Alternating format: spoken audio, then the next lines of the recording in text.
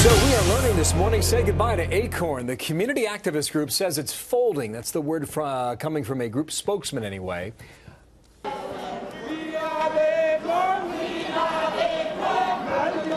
The reason for closing, not enough funding. Most offices could be closed by next week. You might recall last year when video showed some of its workers giving tax tips to activists that were posing as a pimp and a prostitute.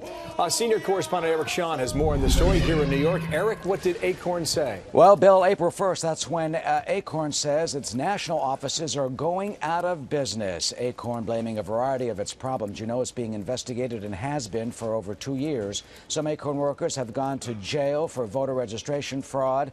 The Congress voted to cut its funding. That was found unconstitutional by a judge last week. But there have been a variety of allegations that ACORN, for example, has used public money allegedly for political purposes. Besides all the issues of voter registration fraud, there are other issues that caused Congress and investigations around the country to look into ACORN.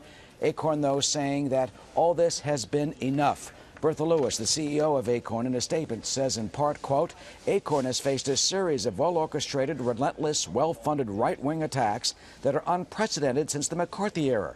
Our effective work empowering African Americans and low-income voters made us a target, she said.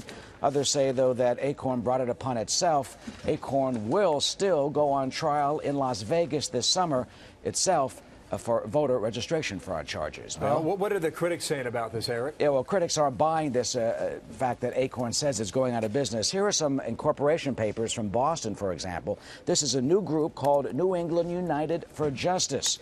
Matthew Vadum of the Capital Research Center has studied this. He says that the president of ACORN is the head of this group. There are allegations that it has reincorporated and rebranded other local organizations around the country, such as a New York office. It's called New York Communities for Change, and in California, the Alliance of Californians for Community Empowerment. You're looking at the ACORN office in Brooklyn that now is renamed the New York Communities for Change. So critics say ACORN really isn't going out of business.